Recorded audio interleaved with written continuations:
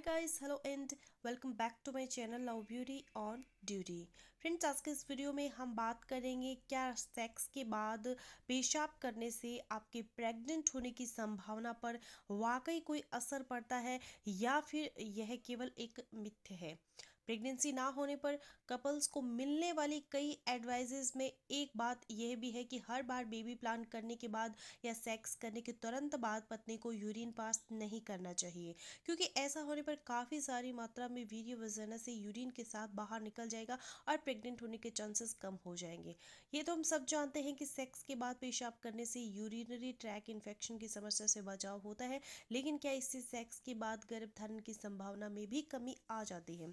आज के इस वीडियो में मैं आपके इसी डाउट को क्लियर करूंगी, क्या रिलेशन बनाने के बाद में पेशाब करने से आपके प्रेग्नेंट होने की संभावना पर वाकई कोई असर पड़ता है या फिर केवल यह एक मिथ है।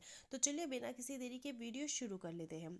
सबसे पहले तो आप इस डर को अपने मन से निकाल दें कि सेक्स के बाद पेशाब करने से आपके गर्भ धारण करने की संभावना कम हो जाएगी, इसलिए परेशान मत होइए, क्योंकि सेक्स के बाद पेशाब करने से गर्भ धारण पर प्रभाव नहीं पड़ता है।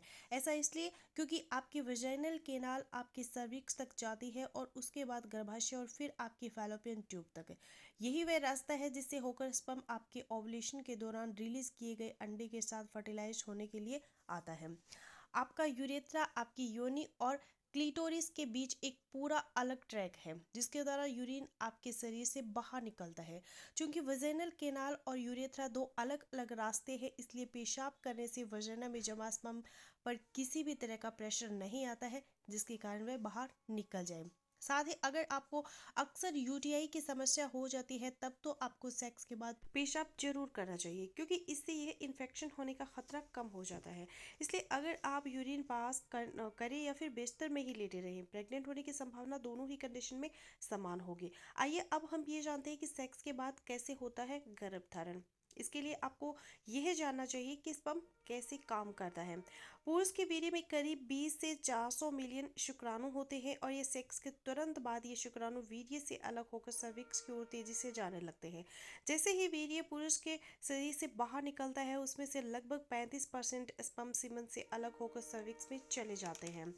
स्पर्म स्त्री के रिप्रोडक्टिव ट्रैक होते हुए लगभग 1 मिनट के अंदर ही फैलोपियन ट्यूब में प्रवेश कर जाते हैं। हालांकि इनमें से कुछ स्पर्म वजाइना के पोस्टीरियर फॉर्निक्स में रह जाते हैं और कुछ नष्ट हो जाते हैं। बाकी बचे हुए स्पर्म प्रोटीन और विटामिन युक्त फ्लूइड या फिर डिस्चार्ज के साथ मिलकर वजाइना से बाहर निकल जाते हैं।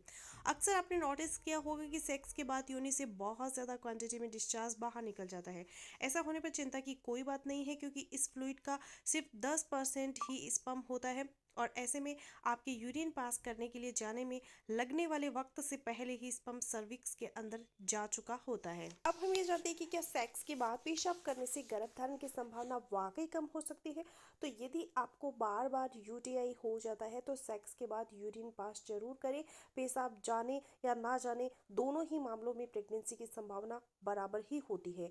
बहुत सारी महिलाएं ये सोचती है कि इंटरकोर्स के बाद बिस्तर पर लेटे रहने या पैरों को किसी सहारे से ऊपर की ओर उठाकर कुछ देर तक रखने से स्पर्म योनि के भीतर गहराई तक प्रवेश कर जाएंगे और इससे प्रेगनेंसी की संभावना बढ़ जाएगी। लेकिन साइंस के अनुसार इस बात में कोई तथ्य नहीं है। सेक्स के बाद स्पर्म को गहराई में अंदर तक जाने के लिए आपको लेटने, पैरों को ऊपर उठाने जैसे तरीके आजमाने की जरूरत नहीं है। यह काम प्राकृतिक रूप से अपने आप ही हो जाता है। कई बार ऐसा भी होता है कि सेक्स के बाद बाथरूम ना जाने पर और सिर्फ लेटे रहने पर भी सीमन वजाइना से बाहर निकलकर गिरने लगता है, लेकिन इससे भी प्रेग्नेंट होने की राह में कोई अड़चन नहीं आती है। इसलिए निश्चित रहे कि सेक्स के तुरंत बाद बाथरूम जाने से भी प्रेगनेंसी की संभावना रहती है। हालांकि इन्फेक्शन से बचने के लिए इंटरकोर्स के बाद पेशाब ज़रूर करना चाहिए। सो फ्रेंड्स, ये था मेरा आज का वीडियो। मैं आशा करूँगी मेरा आज का वीडियो आप लोगों के लिए यूजफुल रहेगा। सो मिलते हो नेक्स्ट वीडियो में, तब तक के लिए गुड बाय।